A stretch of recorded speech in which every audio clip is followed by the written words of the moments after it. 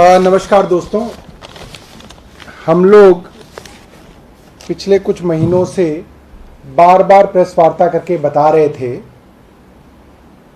कि दिल्ली भाजपा नगर निगम से भागने की तैयारी कर रही है और जाते जाते नगर निगम की जितनी भी संपत्ति है उसको बेचने की तैयारी में लगी हुई है और नगर निगम की संपत्ति की लूट जो है वो शुरू हो गई है। आज हम सबूतों के साथ आपके सामने प्रेस वार्ता कर रहे हैं जिसमें हम बताएंगे किस तरीके से नगर निगम को लूटकर भाजपा वाले जो है जाने की तैयारी कर रहे हैं। चांदनी चौक के अंदर बहुत जाना माना सिनेमा घर था, नोवेल्टी सिनेमा। आप सब लोगों ने देखा होगा, नया बाजार के पास ये सिनेमा घर है जो एमसीडी की ज़मीन पे था और उसकी लीज ख़त्म हो गई थी और बड़ी मुश्किल से उसको खाली कराया गया था। पता लगा है कि ये नोवेल्टी सिनेमा करीब 1100 कुछ स्क्वायर मीटर ज़मीन पर है और अगर आप नोवेल्टी सिनेमा को आप देखें तो सामने पार्किंग है, अच्छी चौड़ी रोड है, कमर्शियल जगह है, आसपास का इलाका टायर मार्केट है, एसेंस मार्केट है, क्लॉथ मार्केट है। सारी चीज़ें जो है इन क्लॉथ मार्केट, टायर मार्केट, इन सब से घिरा हुआ इलाका है। और अगर आप पत्रकार के तौर पे भी थोड़ी बहुत वहाँ पे पूछताछ करेंगे तो आपको पता चलेगा टायर मार्केट में छोटी सी दुकान भी अगर आप लेंगे 100 गज की तो वो करीब 30 से 35 करोड़ रुपए की आपको मिलेगी।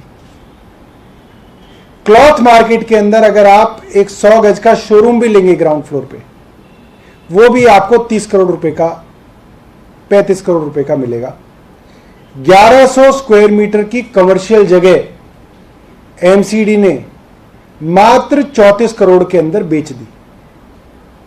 जिस जमीन के दाम कम से कम 125 करोड़ से 150 करोड़ रुपए होने चाहिए थे, एमसीडी ने इस हाई प्रोफाइल बिल्कुल कमर्शियल जगह को मात्र 34 करोड़ रुपए में बेच दिया है। और मुझे लगता है ये अब तक का एमसीडी का बिल्कुल खुल्लम खुल्ला जो लूट का सबसे बड़ा जो है कारनामा सामने आया है। कोई आदमी जो उस इलाके में रहता हो, मेरी कई वहां के ट्रेडर्स से बात हुई, कई दुकानदारों से बात हुई, वो लोग हैरान हैं, वो लोग शॉक में है कि ये कैसे हो सकता है कि एमसीडी इतनी बड़ी जमीन जो है मात्र 34 करोड़ रुपए के अंदर बेच सकती है। आप लोग भी इसके बारे में जानकारी निकालिएगा। साधारण तौर पर लोग ये कह रहे हैं कि अगर इस 1100 वर्ग मीटर में एमसीडी एक शॉपिंग कॉम्प्लेक्स बनाकर ही अगर दुकानें लीज पे दे देती तो कम से कम 300 करोड़ रुपए जो है एमसीडी कमा सकती थी। साधारण सा काम था जो एमसीडी का काम है, जहां पे इन्होंने खूब शॉपिंग कॉम्प्लेक्स बना के बेचते हैं। अगर यहां बना देते तो कम से कम 300 करोड़ रुपए लोग कमा सकते थे। मगर जाते जाते अपने लोगों को फायदा पहुंचाने के लिए ये काम किया जा रहा है। मैं तो आपसे ये भी कहूंगा कि आप इसकी जांच भी कराइएगा। इसको ये asteroid shelters home private limited और स्टाइल एंटरप्राइजेज लिमिटेड करके 2 बिड आई हैं, जिसके अंदर इन्होंने इसको एस्टेरॉयड शेल्टर्स होम लिमिटेड को दे दिया है। दोनों बिडों के अंदर भी मात्र 1 लाख रुपए का फर्क है।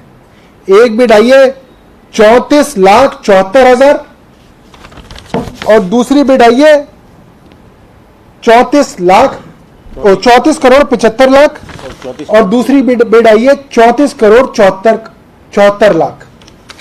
तो ये इत्तेफाक नहीं हो सकता कि एक बिड 34 करोड़ 74 लाख की है, एक बिड 34 करोड़ 75 लाख की है। ये तो तभी हो सकता है जब हनुमान जी सपने में आके बता जाएं कि दूसरे ने बिड इतनी डाली है। ये पूरी की पूरी तरीके से एक भ्रष्टाचार है। इन कंपनियों की अगर आप तफ्तीश करेंगे तो जरूर भाजपा के बड़े नेताओं से इनके तार जुड़े हुए मिलेंगे और पैसे के लेन देन की चीज भी थोड़ी सी तफ्तीश के अंदर बाहर आ सकती है।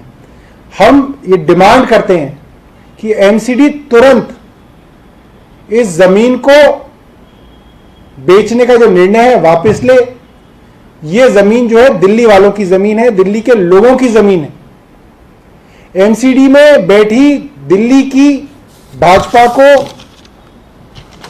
यह कोई हक नहीं है कि वो दिल्ली वालों की जमीन को इस तरीके से कौड़ियों के दाम सिर्फ इसलिए बेच के भाग रहे हैं क्योंकि उनको पता है कि अब नगर निगम के अंदर भाजपा समाप्त हो रही है और जाते जाते जो है ऐसी बहुत बड़े बड़े भूखंड हैं जिनको ये बेचने की तैयारी कर रहे हैं। ये जमीन उन्होंने ऑलरेडी जो है परसों मंगलवार को इन्होंने नगर निगम की स्थायी समिति के अंदर इसको पास कर दिया कि इसको इस दाम में आप बेच दें। धन्यवाद।